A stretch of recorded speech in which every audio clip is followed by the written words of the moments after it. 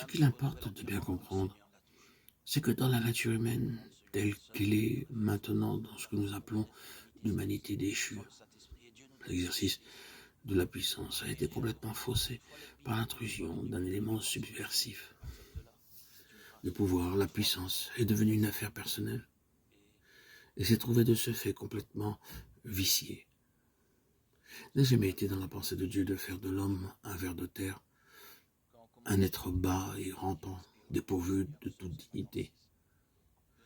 Son intention, au contraire, était de le parer de noblesse et de magnificence, comme il convenait au produit le plus beau de son activité créatrice, de l'honorer d'une grande dignité et de le doter richement dans le domaine de la force, de la puissance et de l'influence qu'il pourrait exercer. Mais c'était pour sa satisfaction à lui, pour sa gloire à lui, pour son honneur à lui. C'était pour lui-même, en un mot, qu'il concevait les choses sous cette forme-là, Toute cette belle pensée s'est trouvée réduite à néant. Et cette nature sortie si belle des mains de Dieu est devenue un centre d'intérêt personnel qui trouve à tout instant et en tout lieu l'occasion de s'exprimer. C'est la nature même telle que nous la trouvons maintenant. Ce n'est que quand le principe de la vie propre a été brisé, sans retour, que nous pouvons accepter avec joie la dernière place pour l'amour du Seigneur. La faiblesse est nécessaire.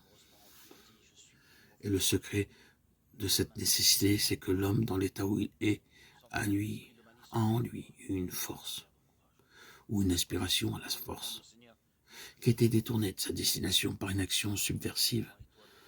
Nous avons nommé Satan dans le plan général, nous est bien connu. Son seul but, l'objectif qu'il poursuit avec plus d'acharnement que n'importe quoi d'autre, c'est la force, l'empire, la domination. Et cette idée, cette suggestion, cette convoitise, il a réussi à la communiquer à l'homme, et à la fois à la lui faire accepter.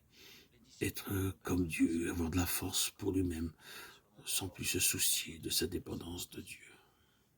Ainsi s'est constituée entre l'homme et Satan cette horrible fraternité, la recherche de la puissance pour des fins purement personnelles. Que ce soit là notre but avoué ou non, il n'importe. Nous avons cela dans notre nature, malgré nous.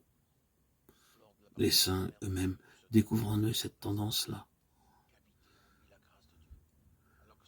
Quand Dieu les fait prospérer, quand Dieu accumule sur eux ses bénédictions, ils s'aperçoivent que dans la vieille nature, il y a toujours cet ennemi éhonté qui n'hésiterait pas à s'emparer des grâces même de Dieu pour les exploiter à son profit et s'en faire une gloire personnelle.